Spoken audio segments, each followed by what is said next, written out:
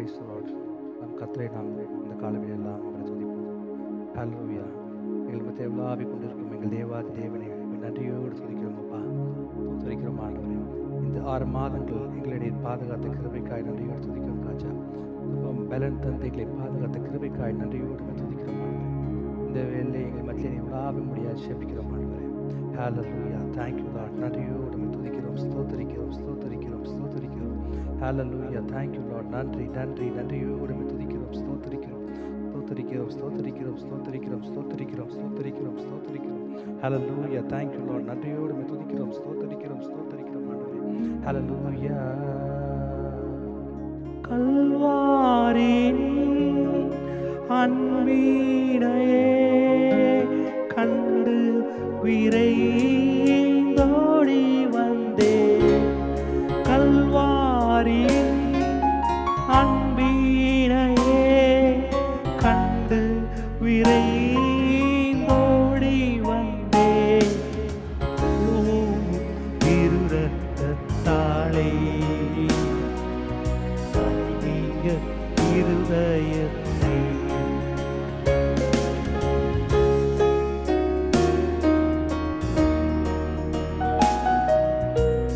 நீங்க இருதயத்தை நீரென்றி நாளில் பாரில் ஏதும் நான் செய்திட இயலே.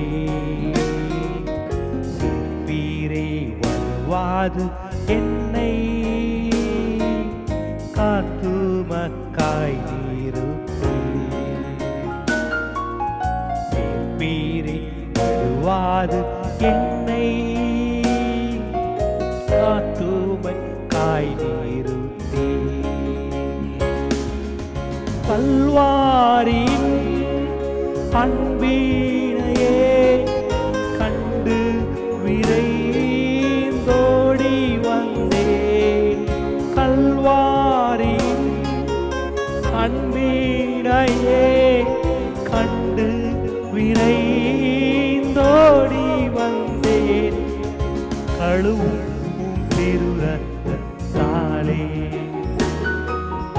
அரை நீங்க இருதயத்தை கழுவும் இருதயத்தாலே நீங்க இருதயத்தை ஆவியோடாத்மா சரீரம் அன்பரே உமக்கென்றும் தந்தே. ஆலயமாக்கியே இப்போ ஆசீர்வதித்தருளும்.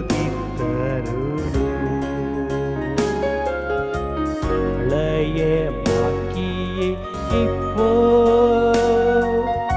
ஆசீர்வதித்தருளும். கல்வாரின் அன்பினையே கண்டு விரைந்தோடி வந்தே.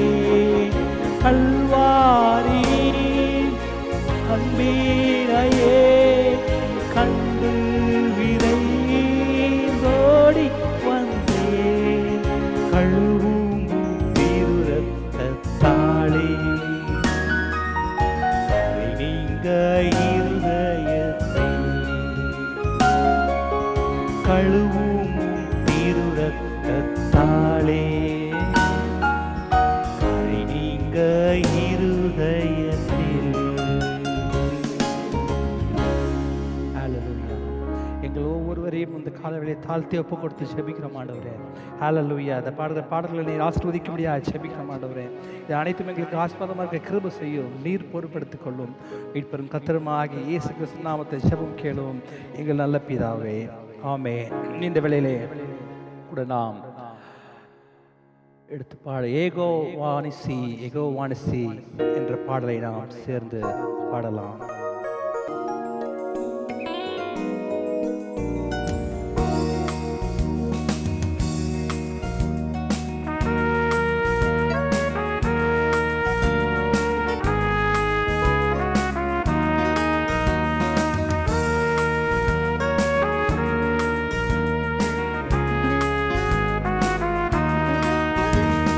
ego wanisi, ego wanisi, ego wanisi, ego wanisi, ego wanisi, ego wanisi. எட்டி பாடுவோம் எங்கள் கோடி வெற்றி கோடியே, அல்லேலூயா எங்கள் கோடி வெற்றி கோடியே. கர்த்தர் துணை யுத்தம் நின்று செய்வாரே, கலங்கி நின்று காரணங்கள் இல்லையே. கைகளை தளர்த்திடாமல் தாங்கியே கர்த்தரேசு சத்திய ஆவி நிற்கிறார். கர்த்தர் நல்ல யுத்த வீரரே, அல்லேலூயா கர்த்தர் நல்ல யுத்த வீரரே. ego wanisi, ego wanisi, ego wanisi, ego wanisi. நமக்கு இருக்கும் இந்த பலன் கர்த்தர் கொடுத்த பலன்.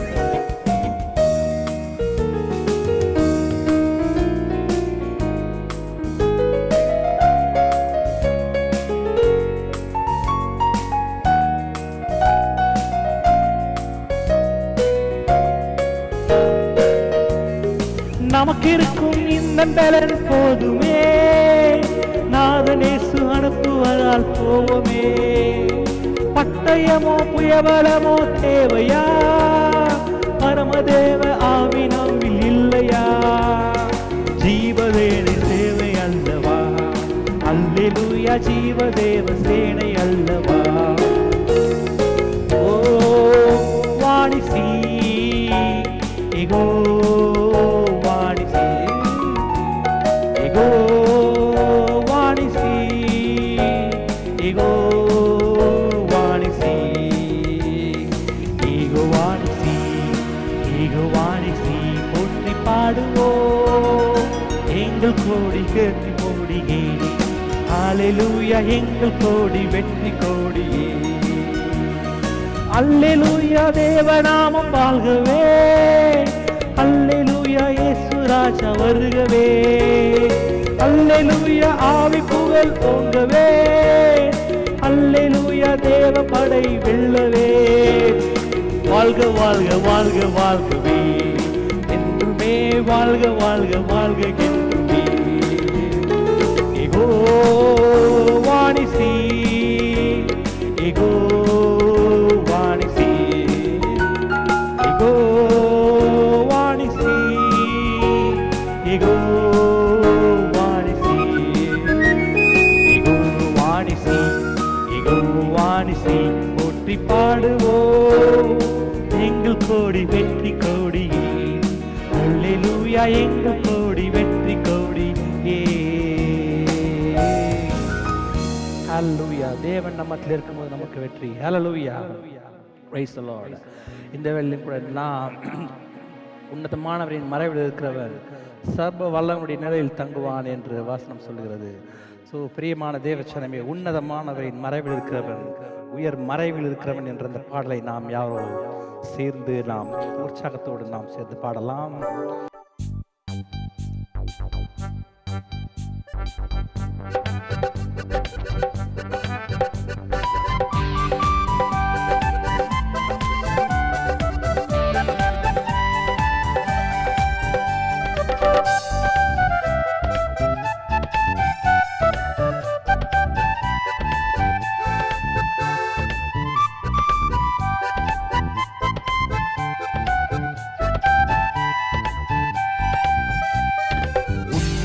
உன்னதமானவரின் உயர் மறைவில் இருக்கிறவன், சர்வ வல்லவரின் நிழலில் தங்குவான். இது பரமசிலாக்கியமே, சர்வ வல்லவரின் நிழலில் தங்குவான். இது பரமசிலாக்கியமே. அவர் சேட்டையின் கீழ் அடைக்கலம் புகவே, நம் சிறகுகளால் மூடுவார். அவர் சேட்டையின் கீழ் அடைக்கலம் புகவே, நம் சிறகுகளால் மூடுவார். தேவனின் அடைக்கலமே எனும் கோட்டையும் மரணும் அவர். அவர் சத்தியம் பரிசயம் கேடகமாம் என் நம்பிக்கையும் அவரே. சத்தியம் பரிசயம் கேடகமாம் என் நம்பிக்கையும் அவரே. அவர் சேட்டையின் கீழ் அடைக்கலம் புகவேற்றம் சிறகுகளால் மூடுவார். அவர் சேட்டையின் கீழ் அடைக்கலம் புகவேற்றம் சிறகுகளால் மூடுவார். இரவின் பயங்கரத்திற்கும் பகலில் பறக்கும் நம்புக்கும் இருளில் நடமாடும் கொள்ளை நோய்க்கும் நான் பயப்படவே மாட்டேன். இருளில் நடமாடும் கொள்ளை நோய்க்கும் நான் பயப்படவே மாட்டேன். அவர் சேட்டையின் கீழ் அடைக்கலம் புகவேற்றம் சிறகுகளால் மூடுவார். அவர் சேட்டையின் கீழ் அடைக்கலம் புகவேற்றம் சிறகுகளால் மூடுவார்.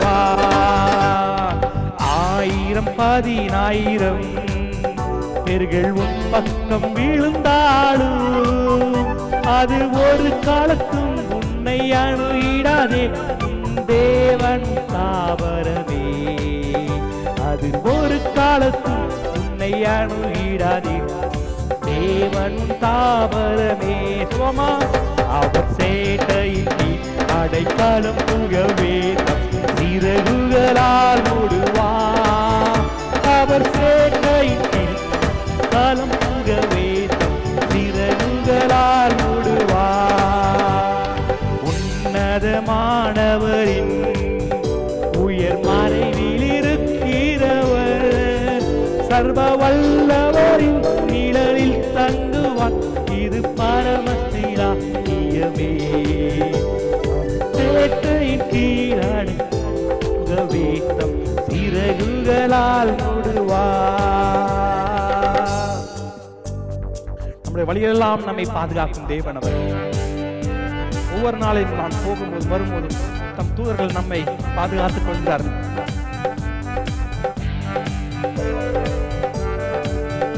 சொல்லுவோமா? வழிகளில் எல்லாம் உன்னை தூதர்கள் காத்திடுவார். உன் பாதங்களில் இடராதபடி தங்கள் கரங்களில் ஏந்திடுவார். உன் பாதங்களில் இடராதபடி தங்கள் கரங்களில் ஏந்திடுவார். அவர் சேட்டைக்கு அடைக்கலம் புகவே சிறகுகளால் மூடுவார். அவர் சேட்டையின் கீழ் அடைக்கலம் புகவே சிறகுகளால் மூடுவார். ஹல்லேலூயா. நம்முடைய சிறகுகளால் நம்மை பாதுகாக்கும் தேவன் அவர். ஹல்லேலூயா. இஸ்ரவேலை காக்கும் தேவன் அவர். ஒரு நாளும் தூங்குவதில்லை. கண்ணின் மணியை போல நம்மை பாதுகாக்கிற தேவன் அவர். ஹல்லேலூயா. Thank you Lord. நன்றியோடு உம்மை துதிக்கிறோம் ஆண்டவரே. உமக்கு ஆராதனை செலுத்த வந்திருக்கிறோம் ஆண்டவரே. இந்த காலவேளையிலே உம்மை துதிக்க வந்திருக்கிறோம். ஹல்லேலூயா. Thank you Lord. ஆராதனை உமக்கு ஆராதனை. ஆராதனை உமக்கு ஆராதனை. சொல்வோமா? ஆராதனை உமக்கு ஆராதனை. ஆராதனை உமக்கு ஆராதனை. சிங்காசனத்தில் வீற்றிருக்கும் பரிசுத்தரே பரிசுத்தரே. சிங்காசனத்தில் வீற்றிருக்கும் பரிசுத்தரே பரிசுத்தரே. ஆராதனை உமக்கு ஆராதனை. ஆராதனை உமக்கு ஆராதனை. சொல்லுமா? ஆராதனை உமக்கு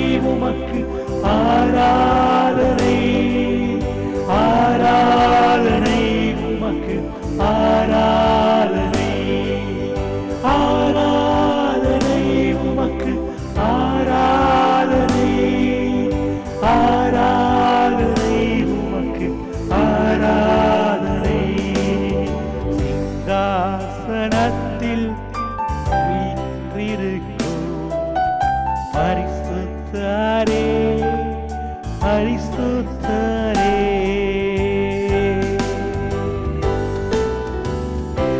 சேனைகளின் கர்த்தர் நீர் பரிசுத்தரா இருக்கிற ஆண்டவரே. ஹல்லேலூயா. எங்கள் நீர் சேனைகளின் கர்த்தர் ஆண்டவரே. ஹல்லேலூயா. ஜெபத்தை கேட்கிற எங்கள் தேவாதி தேவன் ஆண்டவரே.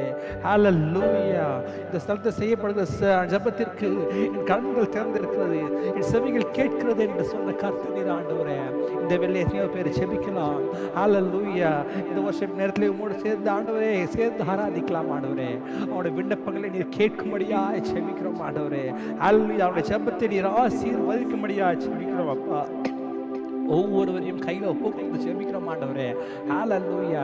இந்த நாளில் இருந்த ஒரு ஆசீர்வாத மழை பெய்ய பண்ணும்படியாக ஜெபிக்கிறோம் ஆண்டவரே. விண்ணப்பங்களுக்கு செவி கொடுக்கும்படியாக ஜெபிக்கிறோம். கர்த்தர் நீர் பொறுப்படுத்திக் கொள்ளும்படியாக ஜெபிக்கிறோம் ஆண்டவரே. ஹல்லேலூயா. ஹல்லேலூயா. ஹல்லேலூயா. ஹல்லேலூயா.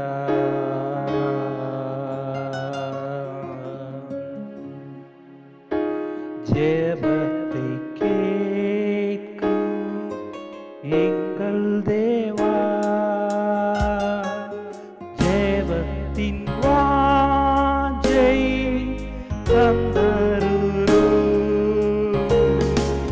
ஜெபத்திலே தரித்திருந்து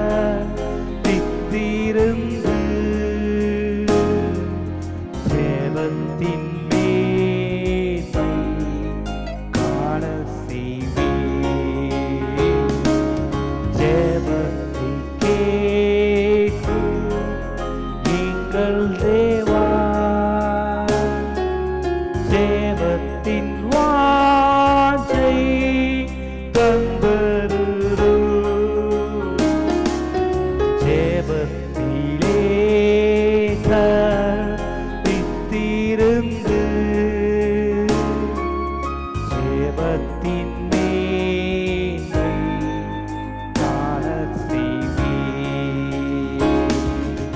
ஜெபமே ஜீவன், ஜெபம் ஜெயம், ஜீவியத்திற்கு இதுவே சட்டம்.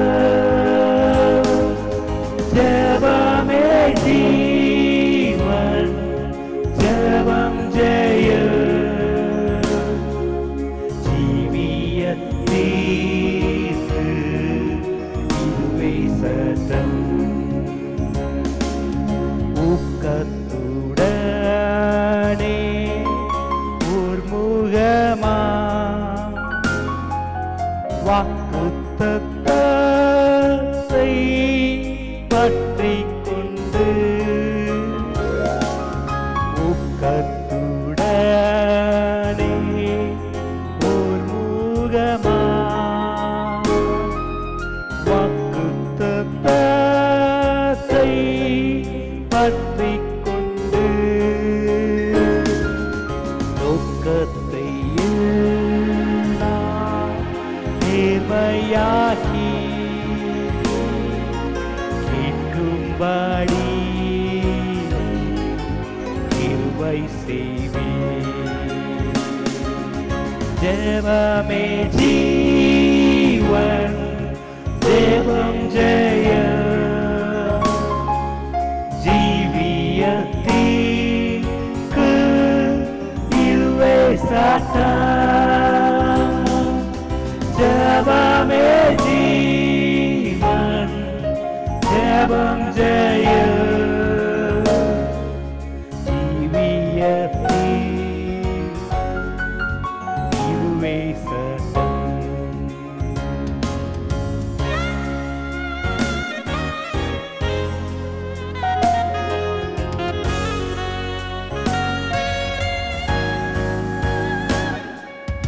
ஆகாத நோக்கம் சிந்தனையை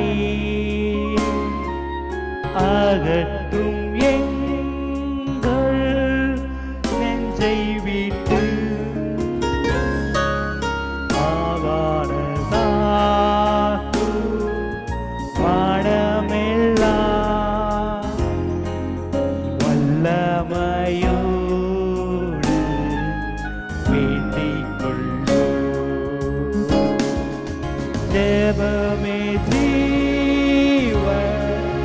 ஜெபம் ஜெய ஜீவியத்திற்கு இதுவே சட்டம். ஜெபமே ஜீவன், ஜெபம் ஜெய ஜீவியத்திற்கு இதுவே சட்டம். ஈடை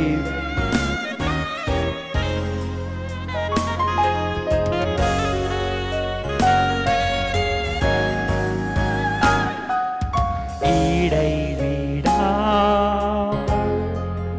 ஜெபம் செய்ய இடையூறெல்லாம் நீக்கிவிடு.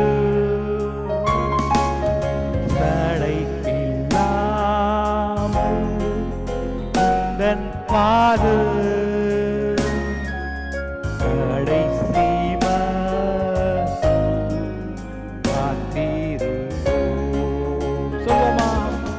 ஜெபமே ஜீவன், ஜெபம் ஜெய ஜீவியத்திற்கு இதுவே சட்டம். ஜெபமே ஜீவன், ஜெபம் ஜெய ஜீவியத்திற்கு இதுவே சட்டம். ஜீவியத்திற்கு இதுவே சட்டம். ஹல்லேலூயா. எங்களுடைய ஜெபங்களை கேட்கும்படியாக ஜெபிக்கிறோம். ஜெப விண்ணப்பங்களுக்கு நீர் பதில் தரும்படியாக நாங்கள் மன்றாடுகிறோம் ஆண்டவரே. நீர் பொறுப்படுத்திக் கொள்ளும். சகலத்தையும் கையில் ஒப்பு கொடுத்து ஜெபிக்கிறோம் ஆண்டவரே. கேட்கிற வார்த்தையை நீர் எங்களுக்கு ஆசீர்வாதமாய் மாற்றும்படியாக ஜெபிக்கிறோம். கர்த்தர் நீர் பொறுப்படுத்திக் கொள்ளும். சகலத்தையும் கையில் ஒப்பு கொடுத்து ஜெபிக்கிறோம். மீட்பரும் கர்த்தருமாகிய இயேசு கிறிஸ்துவின் நாமத்திலே ஜெபம் கேளும் எங்கள் நல்ல பிதாவே. ஆமென்.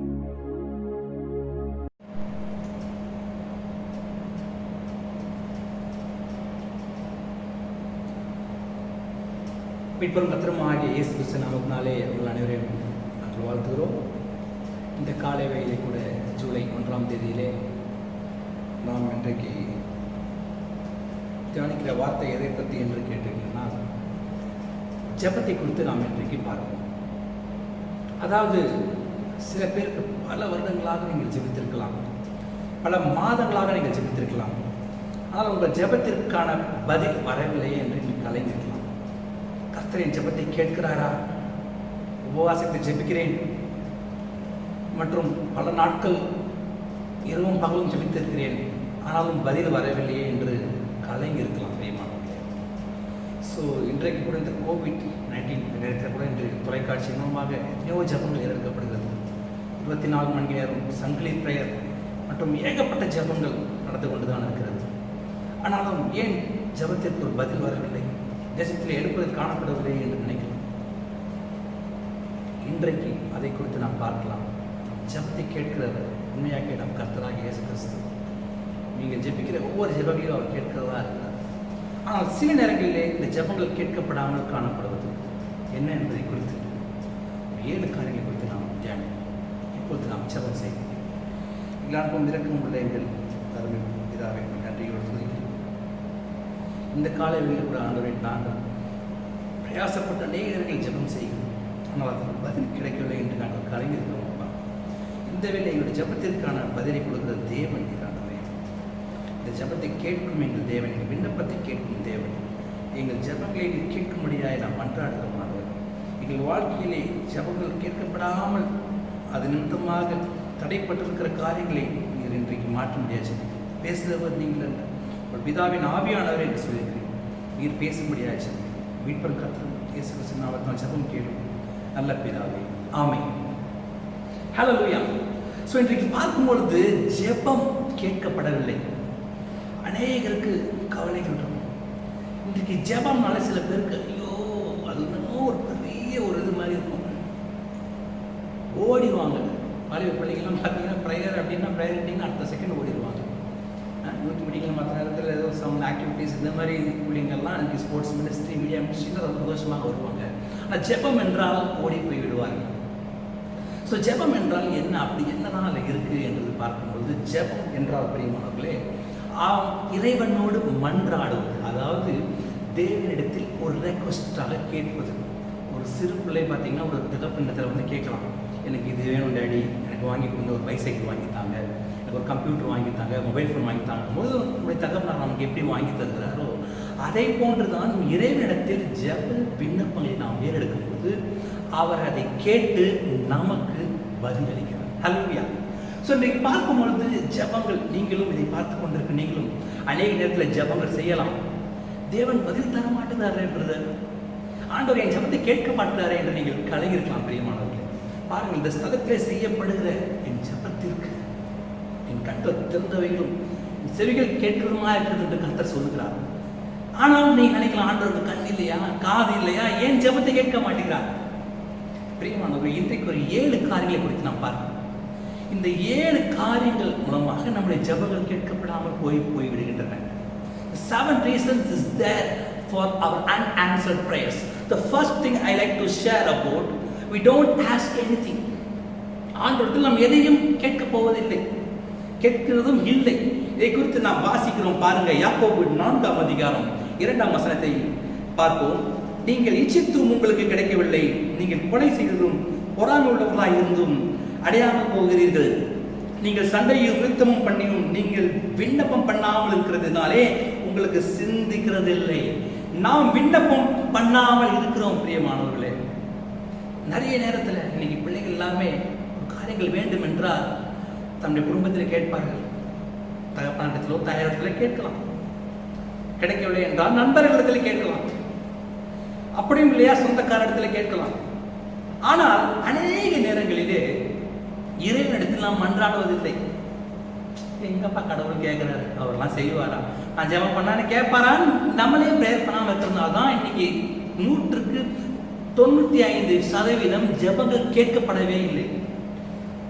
அதனால தான் இந்த unanswered prayers 95% are because of you are not praying. So நாமத்தினாலே கேட்கலாம், செய்ய வேண்டும் கரெக்டாக சொல்லியிருக்காரு, நிச்சயமாக செய்வார். நம்ம we are not asking. பாருங்க, சின்ன வயசுல கூட ஞாபகம் இருக்கு, ஸ்கூல்லலாம் பார்த்தீங்கன்னா ப்ரேயர் சொல்லுவாங்க, லார்ட்ஸ் ப்ரேயர் டெய்லிக்கு சொல்லுவோம். அவங்க ஹெவன்லி ஃபாதர் ப்ரேயர் பண்ணுவோம். ஆனால் அது ப்ரேயர்னாலே தெரியாது, கடற்கடக்கான ஒப்பிச்சுட்டு போயிடுவோம்.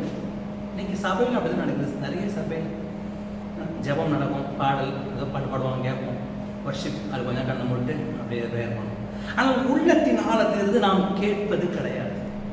ஸோ கேட்கிறவனும் பெற்றுக்கொள்கிறான். ஸோ முதலாவது காரியம், ஜெபம் கேட்கப்படாமல் இருக்கிற காரணம் நாம் ஜெபத்தை பண்ணாமல் இருக்கோம். நாம் 2வது காரியத்தை குறித்து பார்ப்போம். 2வது காரியம், எதற்காக ஜெபம் கேட்கப்படவில்லை என்றால் நம்முடைய நோக்கங்களை தவறான நோக்கங்களோடு கேட்கிறோம். ஜெபம் செய்கிறோம் என்றால் நல்ல நோக்கத்தோடு நாம் ஜெபம் செய்ய வேண்டும். தவறான நோக்கங்கள், we ask with the wrong motives. எப்படி தவறான நோக்கங்கள் இந்த குறித்து பார்க்கும்பொழுது பாருங்கள், யாக்கோபு 4ஆம் அதிகாரம் 3ஆம் வசனம், நீங்கள் விண்ணப்பம் பண்ணியும் உங்கள் இச்சைகளை நிறைவேற்றும்படி செலவழிக்க வேண்டும் என்று தகாத விதமாய் விண்ணப்பம் பண்ணுகிறபடியினால் பெற்றுக்கொள்ளாமல் இருக்கிறீர்கள். தகாத விதமாய் விண்ணப்பம் பண்ணுகிறோம். சில நேரத்தில் கர்த்தர் நமக்கு எது ஆசீர்வாதம் என்று வைத்திருப்பார். நல்ல ஒரு 2 வீலர் கொடுத்துருப்பார், ஆனால் எனக்கு அது பிடிக்கல, வேற ஒரு நல்ல லேட்டஸ்ட் வண்டி வாங்கணும்னு வாங்குவீங்க. ஆனால் பார்த்தீங்கன்னா அது நிறைய பெட்ரோல் பிடிக்கும் இல்லையா, அதனால தேவையில்லாத பிரச்சனைகள் வரும். அதே பிரச்சனை நமக்கு பிடித்தமான ஒரு நல்ல வேலையை கர்த்தர் வைத்திருப்பார். கொஞ்சமான சம்பளம் இருந்தாலும் நல்ல ஒரு நிம்மதியோடு இருந்திருக்கலாம். ஒரு மனிதனுக்கு நிம்மதி எது என்று கேட்டால் நல்ல உணவு, உடுக்க நல்ல ஒரு இடம், மன சமாதானம், இன்னமே ஒரு வேலைகள் இருக்கலாம்.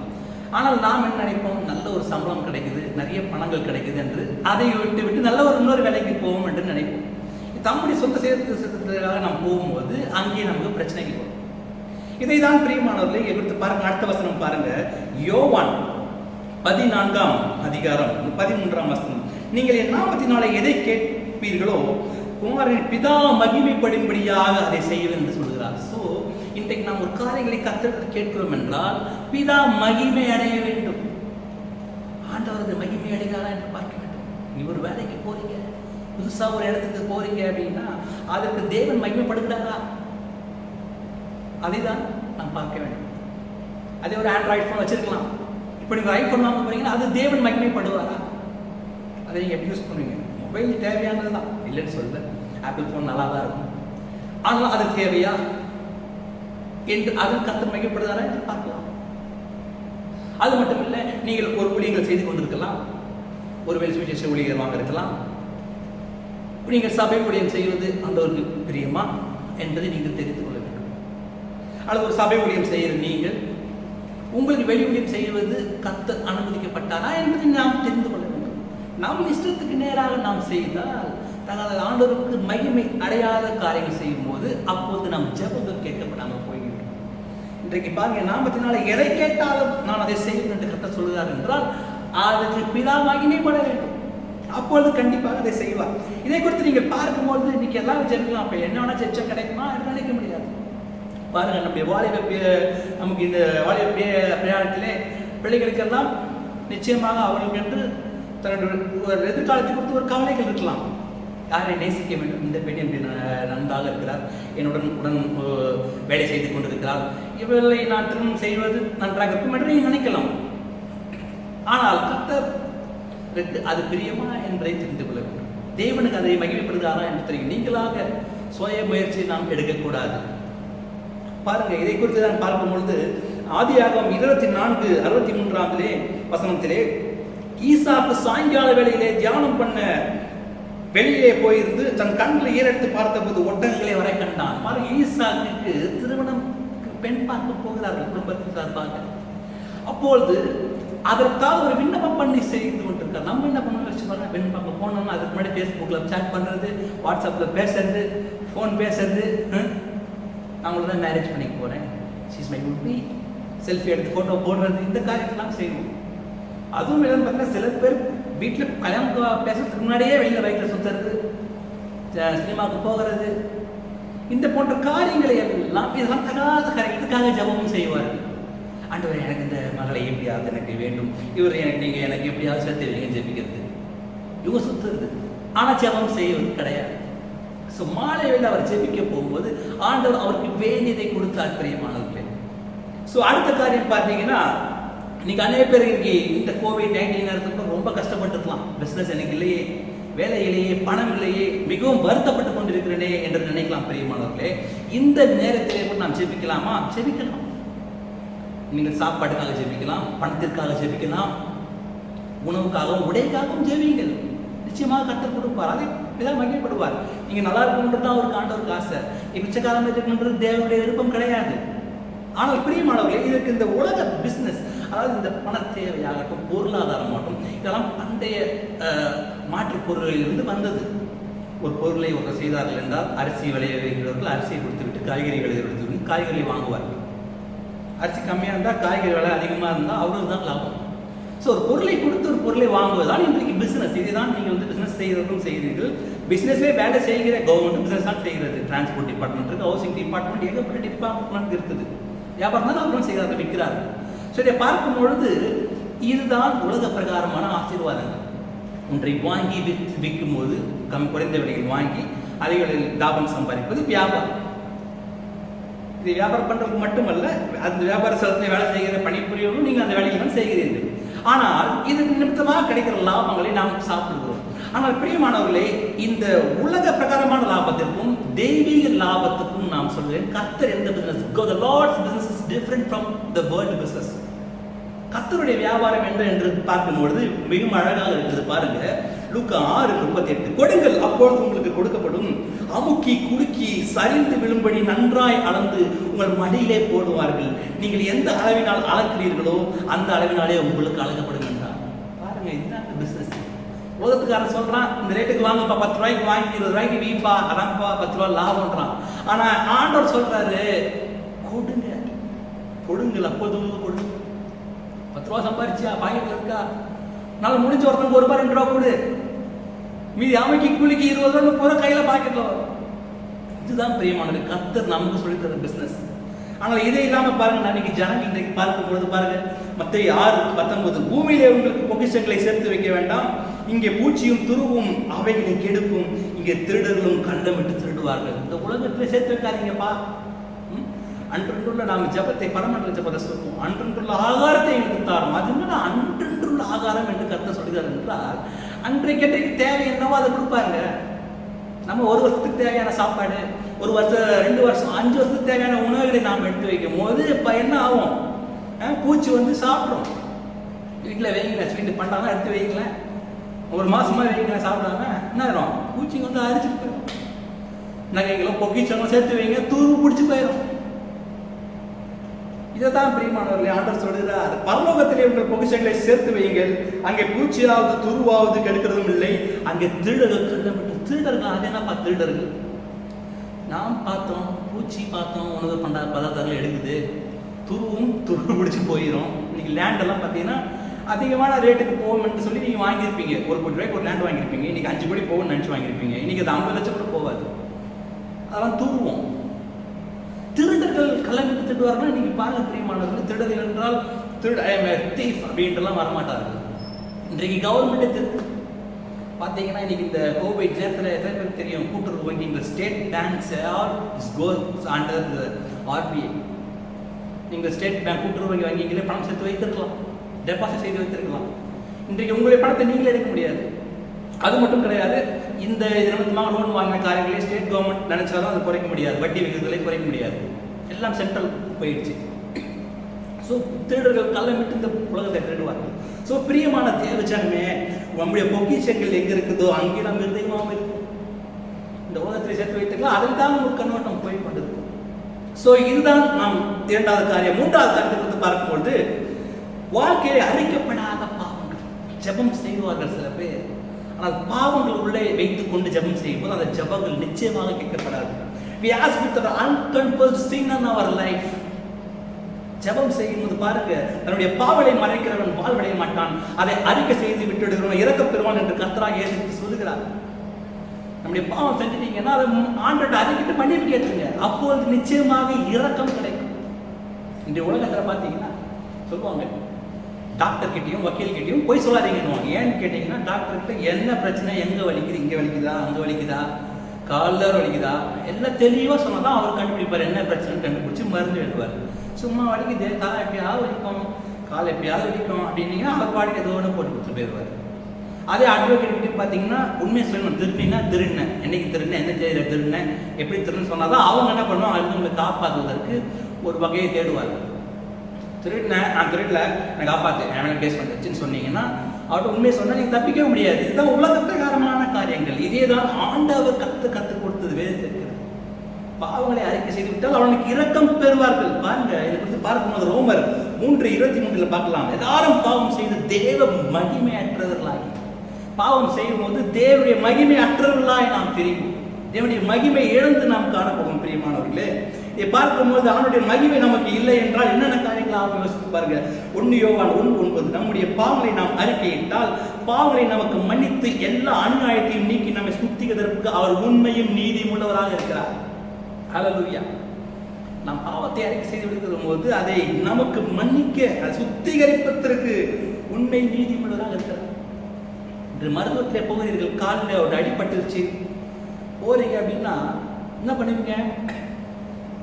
ஹாஸ்பிட்டலுக்கு போனால் வேணாம்வாங்களா, சும்மா என்ன மட்டும் வச்சுருந்தோங்க, அவங்க போனால் அது குடிக்கும் அப்படின்வாங்க.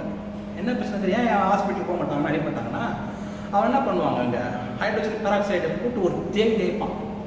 அடி எங்கே பட்டிருக்கோ அங்கே ஒரு ஆசிடை போட்டு வச்சு தேய்ச்சா வச்சுக்கோங்க, உயிரே போயிட்டு வந்துடும். அந்த வழியை தாங்க முடியாது. இதுதாங்க சுத்திகரிப்பு. இன்னைக்கு சபையில் சுத்திகரிப்பு கிடையாது. நிறையா பாவம் தெரியாது, செஞ்சுட்டே ஆன்றாரு, எண்ணெய் மட்டும் என்ன தேய்ச்சி விட்டுறேன், இந்த எண்ணெய் பாடு கொடுக்குறேன், தேய்ச்சிட்டு போங்கன்றவாங்க. சுத்திகரிப்பு வேணும், தேய்க்கணும். ஹைட்ரோஜன் பெராக்சைடு போட்டு ஒரு தேய்ச்சினா தான் அந்த வழி சரியாகும். அப்பதாங்க வசனமும் சொல்லுது. ஸோ இதை பார்க்கும்போது பாருங்க பிரியமானவர்களே, நாம் பாவம் செய்ய போனால் நாம் அவரை பொய்யராக்கும்படியாக அவருடைய வார்த்தை நமக்குள் இராது. ஆண்டுடைய வார்த்தை நம்ம விட்டு போய்விடும். பின்பு பாருங்க, நம்முடைய வாழ்க்கையை நாம் பொய்யர்களாக காணப்படுகிறோம். பொய்யர்கள் அனைவரும் அக்கினியிலே தள்ளப்படுவார் என்று வெளிப்படுத்த விசேஷத்திலே கூறப்பட்டிருக்கிறது. பிரியமான தேவச்சனமே, ஸோ இன்றைக்கு பார்க்கும் பொழுது பாருங்க, பொய்யர்கள் நிச்சயமாக சின்ன சின்னதுக்கு தான் பொய் சொல்லுவாங்க. சின்ன பிள்ளைகள் எடுத்துக்கோங்க, குட்டி குழந்தை 1ஆம் கிளாஸ் படிக்கிற குழந்தை என்ன சொல்லுது, சர்க்கரை அம்மாவுக்கு தெரியாமல் எடுத்து தின்னுது. தின்ன பிறகு சக்கரை சாப்பிட்டியா அப்படின்னா வாயில ஓட்டிகிட்டு இருக்கும். நான் சாப்பிடலையே மம்மி, சாப்பிடலையே அப்படின்னு நம்ம செஞ்சுக்கிட்டு சரி போய் சொல்லி நினச்சி விட்டுருவோம். ஒரு 5ஆம் கிளாஸ் படிக்கும்போது சாப்பிட்டுட்டு டப்பாவுக்கு சரியாக மூடாமல் வச்சிருச்சு. சாப்பிட்டியா, சக்கரை சாப்பிட்டியா? நான் சாப்பிடலையே, நீ பார்த்தா எனக்கு தெரியாது போ அப்படின்னு போய் இப்படி அடுத்த ஸ்டேஜ். இதோ 10ஆம் கிளாஸ் படிக்கும்போது நான் பணம் திருடி சாப்பிடுவோம். காசு எங்கே அப்படின்னு கேட்டால், நீ எங்கே வச்சோ இப்போ கேளு, என்ன கேட்டுன்னு இருக்க, அவனை கேளு, இவனை கேளு, எங்கே வச்சோ. பாவத்தினுடைய சம்பளம் மரணம். பிரியமானவர்களே, பாவத்தை நாம் அறிக்கை செய்து விடும்போது தேவனுடைய இரக்கம் நம் மீது கிடைக்கும், அப்படியே மகிமை நமக்கு கிடைக்கும். பாவத்தினோடு இருக்கும்போது மகிமை அற்றவர்களாக நாம் காணப்படுவோம். கர்த்தருடைய கண்கள் பாருங்க, 1 பேதுரு 3:18, கர்த்தருடைய கண்கள் நீதிமான்கள் நோக்கமா இருக்கிறது, அவருடைய செவிகள் அவர்கள் வேண்டுதலில் கவனமாக இருக்கிறது. தீமை செய்கிறவர்கள் கர்த்தருடைய முகம் விரோதமாக இருக்கிறது. நீ தீமை செய்கிறாய், அக்கிரமம் செய்கிறாய், பாவத்தை கண்டால் கர்த்தருடைய முகம் உங்களுக்கு விரோதமாக காணப்படுகிறது.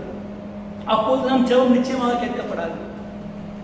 போய் என்னதான் 24 மணி நேரம் ஜெபம், 48 மணி நேரம், 72 மணி நேரம் ஜெபிச்சாலும் கர்த்தருடைய முகம் உங்களுக்கு விரோதமாக காணப்படும். பிரியமானவர்களே, பாவங்களை அறிக்கப்பட வேண்டும். சக்கரை தேடினாலும் சொல்லிடு, மன்னிப்பு கேட்டு. கொலை செஞ்சாலும் மன்னிப்பு கேட்டு. பாவ விசாரம் போனாலும் மன்னிப்பு கேட்டு. என்ன பாவமோ தேவத்திலே மன்னிப்பு கேட்கும் பொழுது இரக்கத்தை பெறுவார். தேவனுடைய மகிமை நாம் இழந்து போகாதபடி அதை பாதுகாத்துக் கொள்ள போக முடியும். அடுத்த காரியத்தை கொடுத்து பார்க்கும் பாறைமணிமானவர்களே, கர்த்தருடைய சித்தம் இல்லாமல் செய்வது. We ask outside of God. கர்த்தருடைய சித்தம் என்ன என்று தெரியாமல் நாம் ஜெபித்துக் கொள்வது. சில பேர் வந்து சொன்னாங்க, எனக்கு ஒரு பிள்ளைக்கா சொன்னாரு, இந்த ஜனம் பண்ணது கொடுத்தாரு, ஒரே இந்த பூமி எதிர்ச்சியாக இருக்குது, ஒரே சண்டையாக இருக்குது கொடுத்தாரு, இந்த ஜனத்துக்குமா ஒரே ஜனம் சண்டை போட்டு கொடுத்தாரு, ஆண்டு சண்டையாக நிப்பாட்டின போதாரு. என்னப்பா நீ என்ன லூசா அப்படின்னு நினைச்சேன். ஆண்டு சொல்லிட்டார், நான் வரும் காலத்திலே ஜனத்துக்கு விரோதமாக ஜனமும் ராஜனுக்கு விரோதமாக ராஜனும் பூமி எதிர்ச்சிகளும் கொள்ளைகளும் பஞ்சங்களும் அநேகத்தில் உண்டாகும் என்று மத்திய ஆண்டவர் சொல்லியிருக்கிறார். அவர் சொன்னதை போய் நீ வேணாம் அதெல்லாம் பண்ணாத அப்படின்னா என்னங்க இது? கர்த்தருடைய சித்தத்தை வந்து அதுக்கு எதிர்த்து நிற்கிறவன் யார்? சுவாசம் சொல்லுகிறது பாருங்க. யோவான் 5:14, அதன் பின்பு இயேசு அவனை தேவனுக்கு கண்டு, இதோ நீ சுத்தமானாய், நீ கேளாத ஒன்றும் உனக்கு வராதபடி நீ பாவம் செய்யாதே என்று சொன்னார். பாருங்க, ஆண்டவருடைய சித்தத்தை இந்த மனுஷன் தனக்கு சுத்தமானவர் இயேசு என்று யூதர்களுக்கு அறிவித்தான். ஸோ இதை பார்க்கும் பொழுது இன்றைக்கு பிரியமானவர்களே, அநேக காரியம் நம்ம பார்க்கிறோம். அநேக காரியத்தை ஆண்டவருடைய சித்தம் இல்லாமல் செய்வது தான். ஆண்டவர் சித்தம் வைத்திருப்பார், அதை மீறி தம் சொந்த செய்யறதுக்கு நான் அதை பண்றேன்னு சொல்லி பண்றாரு. இதெல்லாம் ரொம்ப அநியாயம். ஆண்டவர் நமக்கு என்ன வைத்திருக்காரோ அதான் செய்யணும். ஒரு சின்ன இடத்துல வச்சிருப்பாரு, அதை விட்டு நீ வேற பெரிய இடத்துக்கு போறேன்னு நினைச்சீங்கன்னா அன்றைக்கு உங்களுக்கு பிரச்சனை ஆரம்பிக்கும். ஆண்டவர் ஒவ்வொருத்தரும் எங்க வைக்கணுமோ அந்த இடத்த வைத்திருக்கிறார். என்ன ஊழியம் வைத்திருக்காரோ அந்த ஊழியத்தை நீங்க செய்ய வேண்டும். அதை விட்டு நான் இந்த ஊழியம் செய்கிறேன், அந்த ஊழியம் செய்கிறேன், அவர் கூப்பிட்டார், இவர் கூப்பிட்டார் என்று போனீங்கன்னா பிரச்சனை நிச்சயமாக வரும். இதே சில பேர் என்ன ரொம்ப மோசமான காரியம் என்னன்னு பார்த்தீங்கன்னா, பாருங்க, அநேக காரியங்கள் வந்து இன்னைக்கு கிறிஸ்தவர்களே 90% ஜனங்கள் இன்றைக்கு பார்க்கும் பொழுது அவர்கள் இருப்பது வெதுவெதுப்பான கிறிஸ்தவர்களாக காணப்படுகிறார்கள். இது உண்மை பிரியமானவர்கள். இதை யாரும் இந்த ஊழியக்காரர்களும் சொல்ல மாட்டார்கள். ஏன்று பாருங்க, வெளிப்படுத்தல் விசேஷம் 3ஆம் அதிகாரம் 15ஆம் வசனத்தை பார்க்கலாம். உன் கிரியை அறிந்திருக்கிறேன், நீ குளிரும் அல்ல அனலும் அல்ல, நீ குளிராவது அனலாவது இருந்தால் நலமாயிருக்கும் என்று சொல்லப்பட்டிருக்கிறது. நல்ல ஆண்டுக்குள்ள பவராக இருக்குன்னு சொல்லிட்டு எல்லாம் பண்ணுவாங்க, ஆனால் அப்படியே போயிட்டு பாவத்திலே இருப்பாங்க. குளிராகவும் இருக்க மாட்டாங்க, ஆனால் ஜபத்துன்னு ஆண்டருக்கு ஸ்டைலாக சொல்லுவாங்க, அவருடைய நாமத்தை சொல்லுவாங்க, ஊழியம் பண்றேன்னு சொல்லுவாங்க, ஆனால் பாவ வாழ்க்கையை விட்டுட்டு வர மாட்டாங்க. வெதுவெதுப்பானவர்களை ஆண்டவர் பாருங்க என்ன சொல்றாரு, இப்படி குளிரும் இன்றி அன்றும் இன்றி வெதுவெதுப்பா இருக்கிறபடி யார் உன்னை என் வாய் என்று வாந்தி பண்ணி போடு என்று சொல்றாரு பிரியமானவர்களே. ஸோ பிரியமானவர்கள், எந்த ஒரு காரியம் ஆண்டவர் சித்தம் வைத்திருக்கிறார், நீங்க தான் செய்யணும், இதை தான் செய்யணும், ஒரு பிளான் போட்டு கொடுத்துருக்காரு. இந்த பிளானை மாதிரி நான் இப்படிதான் இருப்பேன் அப்படின்னா இருப்பேன், ஏன் சொல்றது எப்படின்னா இப்படி இருப்பேன் அப்படின்னு செஞ்சீங்கன்னா நிச்சயமாக உங்கள் ஜெபம் கேட்கப்படாது பிரியமானவர்களே. அடுத்த காரியத்தை கொடுத்து பார்க்கும் 5வது காரியம், நாம் சந்தேகத்தோடே ஜெபம் செய்வது. We ask in doubts. ஆண்டவரத்தில் உன்னை கேட்டோம் என்றால் அதுக்கு நாம் சந்தேகப்படக்கூடாது. பாருங்க, எடுத்து வாசிக்க யாக்கோபு 1:5, உங்களில் ஒருவன் ஞானத்தில் குறைவுள்ளவனாய் இருந்தால் யாவருக்கும் சம்பூர்ணமாய் கொடுக்கிறவரும் ஒருவரையும் கடித்துக் கொள்ளாதமாய் இருக்கிற தேவனிடத்தில் கேட்க கடவன், அப்பொழுது அவனுக்கு கொடுக்கப்படும் பிரியமானவர்கள். தேவன் சம்பூர்ணமாய் கொடுக்கிறவர், தெரிஞ்சுக்கோ. அவர் ஆசீர்வதிக்கிறாங்க, அவங்க நல்லா இருக்காங்க, நான் இப்படி இருக்கேன்னு நினைக்கிறேன். தேவன் சம்பூர்ணமா எல்லாரும் கொடுப்பாரு. அவனுக்கு கொடுத்த நாலேஜ் உங்களுக்கு கொடுப்பாரு, அவனுக்கு கொடுத்த கார் உங்களுக்கு கொடுப்பாரு. மற்றவங்களுக்கு கொடுத்த வீடு உங்களுக்கு வீடு கொடுப்பார், எல்லாமே கொடுப்பார் பிரியமானவர்களே. ஆனால் நாம் சந்தேகத்தோடு இல்லாமல் விசுவாசத்தினால நீதிமான் ஜெயிக்கிறான், பிழைக்கிறான். சோ நாம் விசுவாசத்தோடு கேட்க கடவுள் பாருங்க. ஆனாலும் அவன் எவனாயும் சந்தேகப்படாமல் விசுவாசத்தோடு கேட்க கடவுள். சந்தேகப்படுகிறவன் காட்டினால் அடிபட்டு அலைகிற கடலின் அலைப்போப்பா இருக்கிறான். சந்தேகப்பட்டினால் காட்டினால் அலையப்படுறவர்கள் அலைய போல இருக்கிறீங்கன்னு சொல்லிட்டு வசனம் சொல்றது பிரியமானவர்களே. சோ ஆண்டவர்கிட்ட ஒரு காரியத்தை கேட்கிறோம் என்றால் சந்தேகம் எதுவும் ஏற்படாது. பிரேயர்னா எப்படி ஜெபிக்கிறதுனா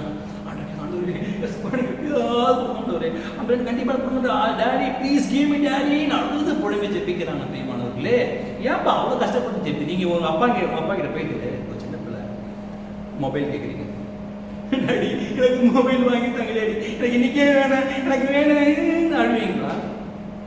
பா எனக்கு மொபைல் வேணாம் வாங்கி தரியா இல்லையா அப்படின்னு பேசுவாங்க. சில பேர் பா எனக்கு சீக்கிரம் மொபைல் வேணும், காலேஜுக்கு போகிறேன், எனக்கு ஒரு மொபைல் வேணும், சீக்கிரம் வாங்கி கொடுங்க அப்படின்னு கேட்பீங்க. ஏன் பாயிண்டப்பட்டு ஏன் அப்படி கேட்குறீங்க? நான்கிட்ட கேளுங்க. பாருங்க, என்னுடைய வாழ்க்கையில் ஒரு காரியத்தை நான் சொல்ல வேண்டும் சாட்சியாக. நான் இசை வாசித்து கொண்டிருக்கும் பொழுது ஒரு கீபோர்டு வாங்கணும்னு ஆசையாக இருந்துச்சு. அப்போது நான் காரை டிரைவ் பண்ணி கொண்டு போயிருந்தேன். ஒரு கிறிஸ்துவ மீட்டிங்க்கு என்னை அழைத்தார்கள் வாசிப்பதற்காக. அப்போது நான் கீபோர்டு வாங்குவதற்காக சென்றேன். அப்போது அவன் 2 நண்பர் வந்து கொடுக்க முடியாதுன்னு சொல்லிட்டாங்க. கீபோர்டு தரல, ரொம்ப வருத்தம். அவனோட ஊழியத்துக்கு செய்யறதுக்கு வாசிக்க முடியல, ஏன் கீபோர்டு பழுதாகிடும் என்று நினைச்சேன். அப்பொழுது ஆண்டவர்கிட்ட அப்படியே வண்டி ஓட்டே சொன்னேன், எனக்கு கீபோர்டு கொடுக்குறாங்க, அடுத்த வாரத்தில் நீங்கள் கொடுங்க ஆண்டவரே உங்கள் ஊழியத்துக்காக, இல்லைன்னா கொடுக்காதீங்க, கீபோர்டே கேட்கவே மாட்டேன்ட்டேன். நான் இதான் ப்ரேயர். ஸ்டேரிங் ஓட்டிட்டு போன கூட பார்க்க திறந்து வரும்போது ஜோம் பண்ணேன். ஆண்டவர் தாங்க கேட்கிறார். அவருக்கு நாம் சொல்ல அந்த விசுவாசத்தை கேட்கணும். என்ன ஆச்சுன்னு பார்த்தீங்கன்னா அந்த வாரத்தில் ஒரு கீபோர்டு கிடச்சிச்சு. எப்படின்னு கேட்டிங்கன்னா, வர்மா பாஸ்டரில் கீபோர்டு கொடுக்கவே மாட்டாங்க, கொடுப்பாங்க கடன் தர மாட்டாங்க. நான் பழைய கீபோர்டை விற்று காசு கொஞ்சம் வச்சுருந்தேன், ஒரு 40,000 ரூபா வைத்திருந்தேன். ஆனால் இந்த மாதிரி கீபோர்டு ஒன்று வாங்கணும், ஒரு 40,000 தான் கையில் இருக்குது, மீதி இன்னொரு 50,000 தேவை, அது இல்லை, என்ன பண்ண அதெல்லாம் என்னங்க நீங்கள் வந்து வாங்கிட்டு போங்க, அப்புறம் காசு கொடுங்க அப்படின்னா. நான் உடனே இப்போ இந்த கீபோர்டு வாங்கினேன், ஒரே சந்தோஷம். ஏடா யார் இந்த மாதிரி வர்மா பாஸ்டர்லாம் கையில் காசு வாயில் தோசை கொடுக்க மாட்டாங்க, கடன் கொடுத்து கீபோர்டு தராங்க, ஒரே சந்தோஷம். கீபோர்டு மறுநாளே வந்துருச்சு. இதை பார்த்து எனக்கு அசிங்கமாயிடுச்சு. அது பழைய கீபோர்டு வாங்கிறதுக்கு ஒரு ஆள் மறுபடியும் வந்து வாங்கிட்டு போயிட்டாங்க. அந்த காசை கொடுத்து அங்கே கொடுத்து கீபோர்டு கொடுத்து கீபோர்டு வாங்கியாச்சு. நான் ஜெபம் பண்ண ஆண்டவர்கிட்ட அவர் அப்படியே ஜெபத்தை கேட்டுட்டாருன்னு சொல்லிட்டு ஒன்றுமே புரியுது. அடுத்த ஒரு வாரம் போச்சு. போனோடனே கடன்கார சும்மா இருப்பாங்க, நம்பி அந்த 50,000 ரூபாய் எப்போ தரீங்க அப்படின்னு போன சார். எனக்கா தூக்கி வரி போடுச்சு, ஆஹா கீபோர்டு வந்துச்சு, காசு கொடுக்குறேன்னு சொல்லிட்டு. அப்போ ஜெபிச்ச ஜெபம் இப்போ இல்லை. என்னது ஆண்டவர் 50,000 ரூபாய் நீங்கள் தானே கீபோர்டு கொடுத்தீங்கன்னா கடன் கொடுத்துருக்கு, கொடுங்க ஆண்டவர். அப்படி ஜபிக்கல, உண்மையாக சொல்லி ஜபிக்கவே இல்லை. நீ ஜனங்க எப்படி தான் ஆசீர்வாதம் கிடைச்சதுக்கப்புறம் ஆண்டவர் மாறிலே போயிடுவாங்க. என்ன பண்ண தெரியுங்களா? என் ஃப்ரெண்டுக்கு ஃபோன் அடிச்சு, ஆயிடா ஒரு அர்ஜென்ட் ஒரு 50,000 நான் கடன் கொடுத்தீங்கன்னா ஐ கிவ் யூ அப்படின்னு, I give you next month அப்படின்னா, ஐயோ என்கிட்ட காசே இல்லை, காசு இருக்கிறவங்க தான் இல்லைன்னு சொல்லிட்டான். அடுத்து இன்னொரு நண்பருக்கு ஃபோன் அடிச்சா அவனுக்கு கொடுக்கல. என்னடா யாருமே பணம் தர மாட்டாங்க, என்னடா அது கடவுள் ஒரு கீபோர்டு கொடுத்துட்டாரு, நான் அது கடன் வேற கொடுத்துட்டாரு, நம்ம கடவுளை சொல்றது என்னங்க இது? அவர்கிட்ட சொல்றாரு. கடைசியில் தேவனை அசிங்கப்படுத்தினாரு. என்ன தெரியுமா? அடுத்த மறுநாளில் அங்கே இந்த பிரஷர் இப்போ பேமெண்ட் தருவீங்க அவங்க பண்ணலை. கடைசியில் ஒரு அட்மிஷன் எனக்கு வந்துச்சு. அந்த பையன் கொடுத்த சொல்கிற ஃபீஸ் பே பண்ணான் செக்கில். காசை கொண்டு போய் எடுத்துட்டு போய் அப்படியே நான் கொடுத்தேன். எவ்வளோ அற்புதமான பார்த்தீங்களா ஆண்டவர். அந்த காசை கொடுக்கும்போது எனக்கு முடிஞ்ச அப்படியே ஒரு வெக்கம் அப்படியே இருந்துச்சு. ஏன்னா அது கடவுள் இப்படி வந்து செஞ்சுட்டாரு. ஏன்னா அவர் வாக்குறுதி தேவன், அவர் வாக்கு மாறாதவர், அவர் உண்மையுள்ள தேவன். விசுவாசத்தோடு நான் கேட்டேன்னா நான் கொடுத்தேன்னா நான் கொடுத்த கடன் இருக்காது. நீங்களும் அந்த மாதிரி விசுவாசத்தோடு நாம் கேட்கும்போது ஜெபத்துல எதை கேட்டாலும் நிச்சயமாக கண்டிப்பாக நமக்கு கிடைக்கும் பிரியமானவர்கள். அதே மாதிரி பாருங்க பிரியமானவர்கள், நாம் தெரிந்து கொள்ள வேண்டிய விஷயம் என்னவென்றால், சந்தேகப்பட்டு எதாவது கேட்க நிச்சயம் நமக்கு கிடைக்காது. இருமனம் உள்ளவன் தன் வழிகளை நிலையற்றவனாய் காணப்படுவான். 2 மனதாக இருக்கக்கூடாது. விசுவாசத்தால் நீதிமான் பிழைப்பான் என்று வசனம் சொல்கிறது பிரியமான தேவச்சனமே. அடுத்து 6வது காரியங்களை குறித்து பார்க்கும் பொழுது, பெருமையை கேட்பது. ஜபத்திலே பெருமையை கேட்பது. யார் தெரியுமா? எனக்கு ஆண்டு செஞ்சு எல்லாம் பண்றது, அது பண்ணுறது விசுவாசம் என்ற பெயர்ல பெருமையினால் இருப்பது. பாருங்க பிரியமானவர்களே, துக்கா சுவிசேஷத்தை நாம் இதை குறித்து நாம் பார்த்தோம். அங்கே பாருங்க ஒரு பரிசேயரும் காணப்படுகிறார். பாருங்க லூக்கா 18:11 வசனம். பரிசேயன் என்று தேவனே, நான் பரிகாரர், அநியாயக்காரர், விபச்சாரக்காரர் ஆகிய மற்ற மனுஷரை போலவும் இந்த ஆயக்காரனை போல இராததால் உண்மைக்கு ஸ்தோத்திரிக்கிறேன். என் சர்ச்சு நிறைய பேர் அழகு இருக்கான். அவன்லாம் பாருங்க, அவன் என்ன சிகரெட் குடிச்சிருந்தான், இவெல்லாம் எனக்கு பிடிக்காது, இவன் நான் பேச மாட்டேன், இவன் ஒரு விபச்சாரம் பண்றான், இவெல்லாம் நான் பேச மாட்டேங்க. அவெல்லாம் பாருங்க, அவன் பரதேசி பார்த்தாலே இப்போ நான் மூஞ்சே பாருங்க எப்படி இருக்கு. தவறு பிரியமான தேவச்சனம். தேவனுக்கு முன்பாக அனைவரும் நாம் பாவிகள் பிரியமானவர்களே. மற்றவனை குறை சொல்லிக் கொண்டு அடுத்த வசனம், வாரத்தில் 2 தாரம் உபவாசிக்கிறேன் சொல்றாரு. 2 நாள் நான் உபவாசம் பண்றேன், என் சம்பாத்தியத்தில் தசமாகலாம் கரெக்டா கொடுக்குறேன், செலுத்தி வருகிறேன் என்று தனக்குள்ளே ஜபம் பண்ணினான். என்ன ஒரு பெருமை பார்த்தீங்கன்னா, பெருமை உள்ளவங்க தேவன் எழுத்தளிக்கிறார் பிரியமான தேவச்சனமே. ஆனால் ஆயக்காரன் தூரத்தில் நின்று தன் கண்களை வானத்துக்கு எடுக்க துணியாமல் தன் மார்பை அடித்துக் கொண்டு தேவனே பாவியாக என் மேல் கிருபையாக இருக்கும் என்று அழுத்தார். நாம பாவி என்ற அழகு பிரியமானவர்கள். தேவனை தவிர ஒருவனுக்கு தேவையான நீதிமான தேவச்சனம். நாம் ஆண்டவரிடத்தில் ஒவ்வொரு நாள் நாம் செபிக்க வேண்டும். பாவியான என் மேல் இரக்கமாக இருந்து என்று செபிக்க வேண்டும். இன்று அநேக ஊழியக்காரர்களும் அப்படித்தான் இருக்கிறார்கள். பெருமை, நான் பெரியார், நான் போதும், நான் பரிசெய்யன், நான் யார், நீதான் பெரிய பாவி, ஆண்டவரே சொல்லிட்டார். இன்று இதெல்லாம் பார்க்கும் பொழுது பாருங்க, லூக்கா 18:14 அவன் அல்ல இவனே நீதிமானாக்கப்பட்டவனாய் தன் வீட்டுக்கு திரும்பி போனான் என்று உங்களுக்கு சொல்கிறேன். ஏனெனில் தன்னை உயர்த்துறவன் தாழ்த்தப்படுவான், தன்னை தாழ்த்துறவன் உயர்த்தப்படுவான் என்று சொல்கிறார். பிரியமானவர்களே, நாம் தாழ்மையாக இருக்கும்போது தேவன் நம்மை உயர்த்துவார். எனக்கெல்லாம் பார்க்கும்போது சபையை குறித்து ஞாபகம் வருது. தம்பி மோன்கே, பாஸ்டர் மோன்கேவுடைய சபையை குறித்து நான் சொல்கிறேன். அவருடைய சபையிலே பார்க்கும்பொழுது பாருங்க, அவருடைய சபையை பெரிய சபையை அவங்களுக்கு நிறுவி கொடுத்தார், கட்டி கொடுத்தார்கள். அந்த சபையை கட்டி கொடுத்த ஃபங்க்ஷனுக்காக எங்களை அழைத்தார்கள். அதற்கு நான் சென்று இருந்தேன்.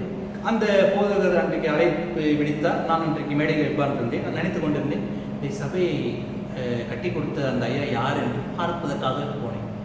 ஆனால் பாருங்க, மெசேஜ் கொடுத்து இன்னொரு ஊழியக்காரர் வந்திருந்தார், பெரிய ஊழியக்காரர். நானும் பாடல் பாடினேன், உட்கார்ந்தேன். சபை போதகர் அவர் இருந்தார்.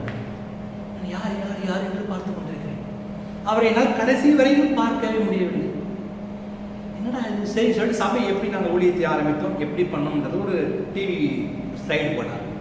அந்த டிவி ஸ்லைடு நான் நினைத்து கொண்டு இந்த வருடத்திலே இதை செய்தார்களோ என்று நினைத்தேன். அதிலும் அந்த பெயர் காணப்படவில்லை. பாருங்க பிரியமானவர், இன்னைக்கு நம்ம சபையில ஒரு சபையை ஒருத்தர் கட்டி கொடுத்துட்டாங்க, என்ன பண்ணுவாங்க, ஐயா நீங்க தாயா பெரியாரு, ஒரு மாதம் வந்துடுவாங்க, ஒரு சால், என்ன கட்சி மீட்டிங்க, சர்ச்சா, என்ன இதெல்லாம் கேட்டால் கனம் பண்ணுவாங்க.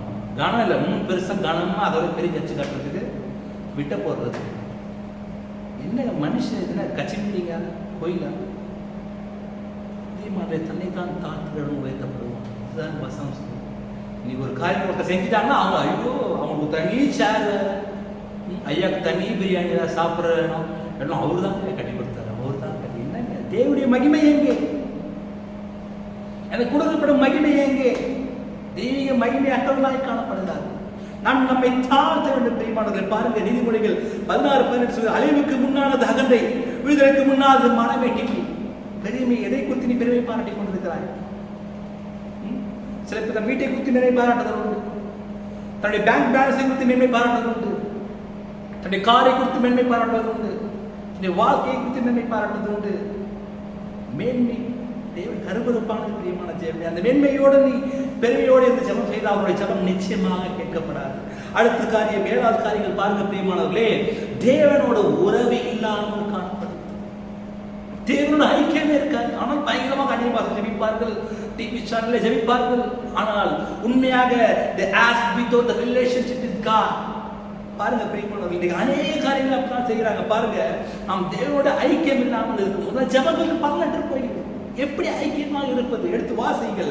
யோவான் 15:7 நீங்கள் என்னிலும் என் வார்த்தைகள் உங்களில் நிலைத்திருந்தால் நீங்கள் கேட்டுக்கொள்வது எதுவோ அது உங்களுக்கு செய்யப்படும். பிரியமான தேவச்சனம், நாம் எதை கேட்கிறோமோ அவருடைய வார்த்தை நம்மோடு இருக்கணும். வார்த்தைகளை நிலைத்திருக்க வேண்டும். பாருங்க, இதை குறித்து பார்க்கும்பொழுது நீங்கள் மீண்ட கனிகளை கொடுப்பதினால் என் பிதா மகிமைப்படுவார். எனக்கு சீஷர்களாக இருக்கிறீர்கள், ஆண்டவருடைய கனிகளை கொடுக்க. திராட்சை தோட்டக்காரராக பிதா இருக்கிறார் என்றால் பிரியமானவர்களே, நாம் அந்த கொடியிலிருந்து வளரும் கனிகளை நாம் கனியாக கொடுக்க வேண்டும். ஆண்டவருடைய எதிர்பார்க்கிற கனிகளை கொடுக்க வேண்டும். நீங்கள் கலாத்தியர் 5:22 பார்க்கிறோம், ஆவியின் கனி அன்பு, சந்தோஷம், சமாதானம், நீடிய பொறுமை, தயவு, நற்குணம், விசுவாசம், சாந்தம், இச்சையடக்கம், இப்படிப்பட்ட விரோதமான ஒன்றும் இல்லை. ஸோ ஆவின் கனிகள் கிடையாது, அது கனி அன்பு. அன்பு ஒருத்தனுக்கு இருந்தால் அது நிமித்தமாக சந்தோஷம் வரும், சமாதானம் வரும், நீடிய பொறுமை இருக்கும், தயவு, எல்லாம் சேர்ந்த ஒரு கனி. இதை நாம் செய்ய வேண்டும். இன்றைக்கு பார்க்கும் பொழுது ஆண்டவரோட உறவில்லாமல் அன்பு பெருப்பார்கள், தெய்வீக அன்பு இருக்காது. இன்றைக்கு பார்க்கும்போது அந்த அன்பு குறித்து பார்க்கும்போது ரொம்ப முக்கியமான விஷயம். இன்றைக்கி அநேகாரம் சொல்லுவோம் அன்பாக இருக்கேன், நான் இருக்கேன். இந்த ஸ்கூல்லலாம் இந்த பிள்ளைங்க 2 பேர் சண்டை போடுவாங்க. நானும் சின்ன வயசுல தான் இருக்கணும் சண்டை போட்டிருக்கேன். இந்த கேம்ஸ் பீரியடில், பிடி பீரியட்லாம் ஒருத்தனை அடித்து சண்டை போட்ட டீச்சர் சமாதானம் பண்ணுறதுக்கு அடுத்த கிளாஸ் என்ன பண்ணுவாங்க, அவன் கையை பிடிடா, அவங்க கூட சேர்ந்து ஒன்றும் விளையாடுவாங்க, படிச்சு தரடா அப்படின்னு சொல்லிட்டு கையை பிடிப்போம். என்னது சேர்ந்தாச்சு. அவங்களுக்கு பொறுத்த வரைக்கும் 2 பேர் சண்டை போட்டாங்க, டீச்சரு நினைப்பாங்க 2 பேர் சேர்த்துட்டாங்க. அந்த பிடி பீரியட் முடிஞ்சதுக்கப்புறம் அவன் கையை அவனை விட்டுருவான், அவ்வளோதான். இன்னைக்கு இது மாதிரி தான் இன்னைக்கு அன்பு கிடைக்கும். பாவியில நேசின்னு சொல்றாங்க, தன் சொந்த சகோதரனை நேசிப்பீங்கனால் என்ன பலன்? இதை வெளியேக்காரர்களும் செய்கிறார்களே. நிந்திரிக்கிறவர்களை நாம் சிநேகிக்க வேண்டும், நம்முடைய சத்துக்களை நாம் சிநேகிக்க வேண்டும். பிரியமான தேவச்சனங்கள், இன்னைக்கு செய்யறதெல்லாம் என்ன தெரியுமா? சரி பார்த்து சொல்லிட்டாரு, நேசிச்சு தோலைப்போம், அன்பு கூறுவோம், இந்தா போ அப்படின்னு மனதார செய்ய வேண்டும். தெரியுமா? அதுக்கு ஒரு உதாரணம் உங்களுக்கு கற்றுத்தருகிறேன். உண்மையான அன்பு எப்படி வெளிப்படும் என்றால், பிரியமானவர்களே, நான் சொல்லட்டும், நீங்க நிறைய பேர் காரியங்கள் எத்தனையோ ஜபங்கள் கேட்டிருக்கீர்கள், எத்தனையோ மெசேஜை கேட்டிருக்கோம். நமக்கு சண்டை போட்டிருப்பான், ஒருத்தன் விரோதியாக இருந்திருப்பான், ஆனால் நேசிக்கணும்னா நேசிக்கிறான், அவ்வளோதான், நேசிக்கிறான்ப்பா, அவ்வளோதான். உண்மையான அன்பு வராது, உள்ளத்து வரணுங்க. நான் அந்தமானிலே என்னுடைய இசைக்கல்லூரி திறந்த நாட்களிலே அன்றைக்கு வந்தவங்க வசந்தேட்பட்ட ஐயாவுடைய மனைவியார் ஆண்டி வந்தாங்க. அவங்க தான் வந்து பார்த்தீங்கன்னா அன்றைக்கி அந்த இசைக்கல்லூரி திறந்து வைத்தாங்க. அந்த அம்மாவை பார்க்கும்போது பாருங்கள், யாருன்னே தெரியல. அவங்க வந்து தெரிஞ்ச சகோதரியை பேசாடுமா நல்லா இருக்கியாமான்னு சொல்லிட்டு அப்படியே அவங்களை கட்டி அணைத்து ஒரு முத்தம் கொடுத்தாங்க. சரி பரவாயில்ல, இது கிறிஸ்தவர்களுக்கு பரவாயில்ல. அன்றைக்கு கிறிஸ்தவர்களாக வந்து அவர்களோடு பிற மதத்தின் ஒருத்தங்க வந்து நான் பொம்பளை பொண்ணு யாருன்னு எனக்கு தெரியாது, அவங்களுக்கும் தெரியாது. அந்த மகளை கட்டி பிடிச்சி பேசா நல்லா இருக்கியாமா கட்டி பிடிச்சி அவங்களுக்கும் ஒரு முத்தம் கொடுத்தாங்க. நீங்க யாராவது பண்ணுவீங்களா? பேச மாட்டேன், இப்போ தள்ளிட்டு பேசுவீங்க. யாரா இருந்தா எனக்கு என்ன? உங்கள் அன்பு மாயமற்றது பிரியமான தேவச்சன். அன்பு பிரியமான. இதனால் தான் அன்றைய காலத்திலே இந்த அப்பம் விடும்போது, டாக்டர்ஸும் கொடுக்கும்போது, ஆண்டவர் கொடுக்கும்போது எப்படி கொடுத்தா தெரியுங்களா? ஒருவரை ஒருவர் அவருடைய கால்களை கழுவுவார்கள். நீ அப்பம் சாப்பிட வேண்டும் என்றால் மற்ற பக்கத்தில் இருக்கிறவங்களுடைய காலை தண்ணி ஊற்றி கையால காலை கழுவும். நீ பண்றீங்களா? சும்மா கப்பலை குடிச்சிட்டு போறீங்க, யாரும் செடி வாங்கி வச்சுட்டு போயிருக்கீங்க. எங்கே அவங்க அந்த பக்கத்தில் எவ்வளோ இருக்காங்க தெரியாது. ஒரு நாள் டச்சில் வந்து பாம்பு வச்சுட்டு போகிறாங்கன்னா ஒருத்தன். இந்த மாதிரி நீங்கள் அன்பு இல்லாமல் அந்த கால்களை கழுவது என்பது நம்மை தாழ்த்தி அவர்களை நாம் நேசிப்பதற்கு அடையாளம். தெரியுமா? உங்களை காலை தான் கழுவ சொல்லலை. கை குளிரீங்களா? சும்மா உண்மையாக மனதாக பேசுறீங்களா? நல்லா இருக்கீங்களா சிஸ்டர், எப்படி இருக்கீங்க, சாப்பிட்டீங்க? கொரோனா காலத்தில் நீங்கள் எவ்வளோ ஜனம் கஷ்டப்படுறாங்க. உண்மையான அன்பு இருந்தால் உங்களுக்கு தெரியும் யார் கஷ்டப்படுறாங்க, சாப்பாடுலாமல் இருக்காங்க. அவங்களுக்கு போய் பேச முடியுமா உங்களால்? நல்லா இருக்கீங்களா சிஸ்டர், உண்மையாக கஷ்டப்படுறீங்களா, உங்களுக்கு உதவி தேவையா? செய்யணுமா? யோசிச்சு பாருங்க. செய்ய மாட்டோம். ஸோ பிரியமானவர், இதுதான் பிரியமானவர்களே. பிதா யோவான் 15:9 சொல்றாரு, பிதா என்னில் அன்பா இருக்கிறது போல நானும் உங்களில் அன்பா இருக்கிறேன், என்னுடைய அன்பிலே நிலைத்திருங்கள் என்று சொல்றார். ஸோ பிதா அவர்களிடத்தில் அன்பா இருக்கிறது போல நாமும் அன்பிலே நிலைத்திருக்க வேண்டும் என்றால் இதை நாம் செய்ய வேண்டும். இந்த அன்பில்லாதவன் தேவனை அறியான். இன்னைக்கு அன்பில்லாதவன் தேவனை அறியான். ஆண்டவர் வசனம் சொல்றது, நான் சொல்றேன். இந்த அன்பு உனக்கு இல்லை அப்படின்னா, இப்படி பேசுற அன்பு உனக்கு இல்லை, ஒருத்தங்கிட்ட பேச அன்பு இல்லைன்னா உனக்கு கிடைக்காது. நீ வீட்டில் ஒரு 4 பேர் இருக்கிறாங்க, அதில் 2 பேர் சண்டை போடுறாங்க, லஞ்ச் டைம் சாப்பிட்றாங்க. என்ன பண்ணுவாங்க? சண்டை போட்ட நபருக்கு மட்டும் பிளேட்டில் சாப்பாடு வராது, மற்றவங்களுக்குலாம் வரும். ஏன்னா சண்டை போட்ட நேசிக்கிட்டு அவன் தான், அவன் போட்டு சாப்பிட்டுக்கிட்டோம். முதல்ல அவன் கொடுத்தா எனக்கு குறைஞ்சா போயிருவீங்க. எங்க அன்பா பண்பு உண்மையான அன்பு இருதயம் உனக்கு நல்லதா இல்லை. அன்பு செய்யறேன் அவ்வளோதான், அவ்வளோதான். ஆனால் உண்மையான அன்பு உங்களுக்கு நிச்சயமா கிடையாது. இதான் பாருங்க பிரியமானவர்களே, ஆண்டவர் சொல்றார் 1 கொரிந்தியர்ல, நான் மனுஷர் பாஷைகளையும் தூதர் பாஷைகளை பேசினாலும் அன்பு எனக்கு இல்லாவிட்டால் சத்தமிடுற வெண்களை போலவும் ஓசைகிற கைத்தாளம் போலவும் இருப்பேன். நீ என்னதான் ஜெபம் பண்ணு, அல்லேலூயா தேவனுக்கே மகிமை, ஆஹா ஓஹோன்னு சத்தம் போட்டு ஆண்டரை போட்டு அநேக பாஷை பேசு, அன்பு இல்லைன்னா நீ ஒரு சத்தமிடாத ஒரு வெண்கலம் போல இருப்ப. அன்பு நீடிய சாந்தமும் தயவும் உள்ளது. அன்புக்கு பொறாம கிடையாதுங்க. அன்பு தன்னை புகழாது என்னைக்கு சொல்லாது, நான் பெரிய ஆளு சொல்லாது, இருமாப்பா இருக்காது, இவனுக்கு ஒரு இது ஹெல்ப் பண்றது இன்னொருத்தனுக்கு ஹெல்ப் பண்ணாம இருக்காது, அயோக்கியமானது செய்யாது, தற்பொழிவையும் அது நாடாது, சினமடையாது, அது தீங்கு கிடையாது. பிரியமான தேவச்சனமே, அநியாயத்தை சந்தோஷப்படாமல் சத்தியத்திலே என்றைக்கும் சந்தோஷப்படும், சகலத்தையும் தாங்குங்க. சகலத்தையும் தாங்கணும். நீ ஒரு அன்பு அப்படின்னா ஒருத்தனை நீ எவ்வளோ நேசிக்கிறியா, ஒருத்தவனை குத்துறான் அடிச்சே சாவடிக்கிறான் வச்சுக்கோங்க, அவங்ககிட்ட போய் நீங்க மறுபடியும் அன்பு செய்யணும். நல்லா இருக்கீங்களா, எப்படி இருக்கீங்க, எவ்வளோ திட்டினாலும் அதோட கேவலமாக மனசில் ஒருத்தன் திட்ட முடியாது. அப்படியேப்பட்ட ஒரு ஆள் திட்டுவாங்க, மறுபடியும் நமக்கு அதுதான் இங்கே சொல்லப்பட்டிருக்க சகலத்தையும் தாங்கணும். நம்ம தாங்குறோமா, ஐயா எப்படி எவ்வளோ இருப்பாப்பா வீட்டில் ஆளுமா அப்படின்னு இப்படி அடி ஆனேன் அப்படின்னு சொல்லுவாங்க. கணவன் மனை வீட்டில் தான் நீங்கள் சண்டை வரும். சகலத்தையும் தான் உனக்கு அன்பு இருக்கா? நீ சொல்லுவ பிளாஸ்டிக் வந்து விழுதுவரை வீட்டுக்காரன் ரொம்ப தொந்தரவு பண்ணுறான் பதில், அடிக்கிறான் பதில், உதைக்கிறான் பதில், அவனுக்காக ஜெபிக்க உனக்காம ஜெபிக்கணும். ஃபஸ்ட்டு உனக்கு என்ன அன்பு இல்லையே, அப்போ ஜெபா எங்கே கேட்கப்படும்? நிச்சயமாக கேட்கப்படாதுல. பாருங்க, சகலத்தையும் தாங்கும், சகலத்தையும் விசுவாசிக்கும், சகலத்தையும் நம்பும், சகலத்தையும் சகிக்கும். சகிக்கும் தன்மை வேண்டும்.